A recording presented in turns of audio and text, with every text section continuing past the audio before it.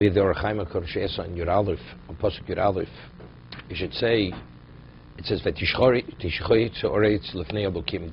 The land became corrupted. V'timolei oretz chomos. So the way Rashi learns, what's v'tishoches? Loshen erva v'avodah zarah. In addition, it was chomos. I mean, it should say, "V'timolei oretz chomos." The land was filled with, rife with thievery. And as a result of that, the Tishoy Soros Lifnei Elokim, right? You're giving the reason after the consequence, right? The land was filled with thievery. Tishoy Soros Lifnei Elokim. What does it first mention? Tishochetz and then the Chomos. So we Rashi learns is not difficult, because the actual corruption was Avodah Zarah and Gilui Arayos. In addition to that, it was Chomos. He says something similar to that, the Orachaim HaKadosh.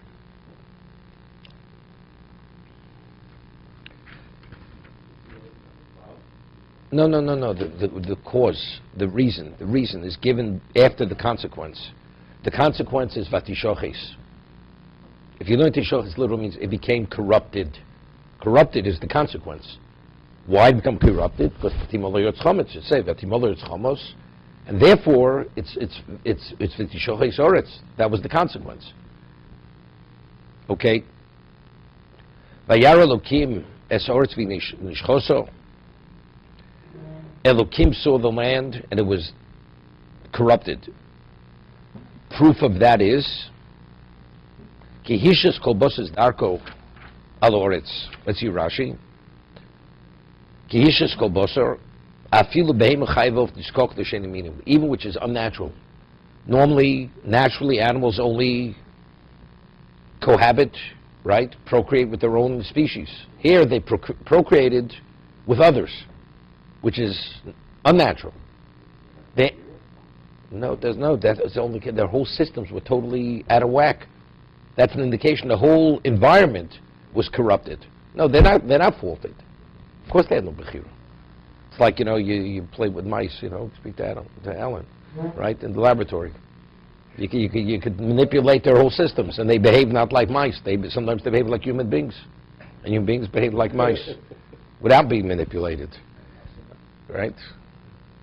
Okay? So therefore, it's Vayar Elokim Soretz V'nishchoso. What was an indication that the world was corrupted? Because even unintelligible species were procreating with not their own species. That just told the whole environment was so spiritually infected, nothing functioned as it was meant to function.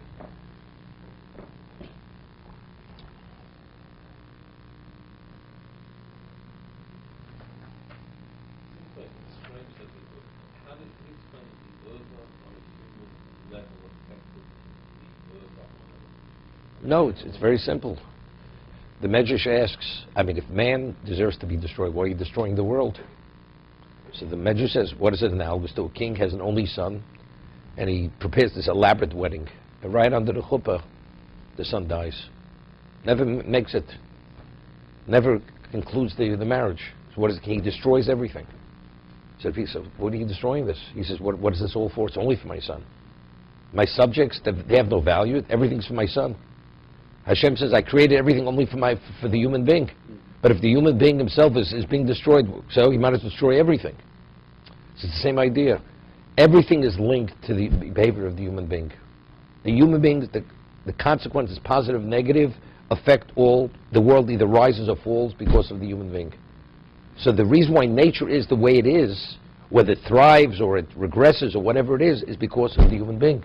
So if the human being fails spiritually, so then the world itself also starts faltering and doesn't function as it's meant to function. But what about the world as a whole and nature? Nature. Testifying to the glory and the greatness of Hashem. This is where it's beyond hope. Nobody sees it any longer. There's no test. Even if you take out the human being out of the equation, you still have the world testifying to Hashem's greatness. But who's supposed to recognize that? Who's supposed to acknowledge that? You make a recording, and the recording is going to say, Alexander Speaker is the greatest guy, since the greatest guy ever came to Englewood. And you listen to the tape day and night. Well, does that have any value? So where God creates an existence, and the world as well speaks His glory, and you keep looking and you admire yourself. What's its value? If you have subjects, and it's their choice to or not to, that's speaking God's glory. That has value. You understand? So when wild animals come into the sea, you say that there's some sort of deficiency in the sea? Yeah, we say the Gemara says in Tainis, if animals lose fear of human beings, that's the indication there's a problem. Because if the human being would be a certain way, the world functions differently. Otherwise, it's not functioning as it should.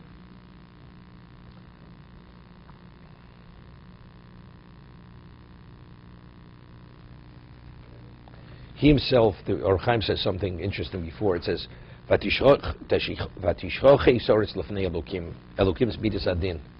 So normally, what does midas arachmin? The Ramchal speaks about this. Sudden, nobody has a perfect record. Satan always wants to prosecute. If Hashem allows Satan to prosecute, then there's a problem. But Hashem always silences him. I'm not interested in hearing about it. That's midas arachmin. The moment he's able to begin prosecuting, immediately there's going to be serious consequences. So Hashem keeps pushing him out of it, doesn't let him through the door. What about if it becomes so overwhelming, the result, the behavior? So he cites the mission of Pirkei Avos. It says when you do something, you create a malach. You do a mitzvah, you create a malach. You do an aveir, also you create positive, negative malachim. What happens if they become overwhelming? Hashem can't keep them out of the door any longer. And he has to hear what they have to say. And once he hears what they have to say, then it's over. Then the prosecution takes place, and then the world has to be destroyed.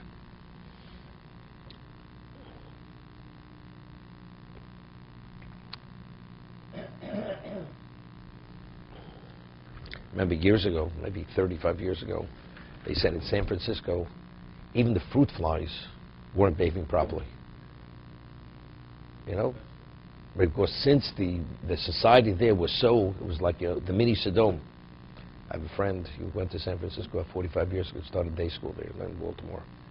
And he was originally from Hungary, went to Israel, then eventually he lived in San Francisco. He still lives there. So he started the day school, and he based medrash and outreach, all that in San Francisco. So he came to Israel, Tel Aviv, and they interviewed him on one of the radio stations. They said, "Where are you from?" He says, "Ani ba mi Sodom." That's what he said. Comes from Sodom. Okay? So the fruit flies, they didn't behave properly. Even the unintelligible creatures didn't behave as they were created to behave. That's how corrupted the whole environment was over there. You know, the city of love. Okay.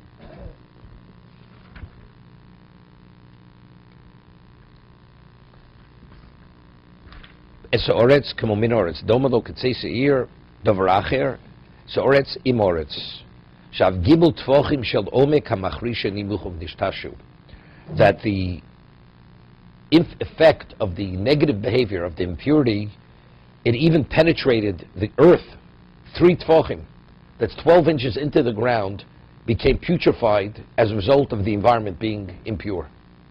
So when the Mabul came, 12 inches of the ground was totally washed away. So afterwards, the new surface, that surface was a pure surface. It was considered, this is the concept of lavut, right? Lavut. 3 tfachim are removed. It's a new beginning to continue.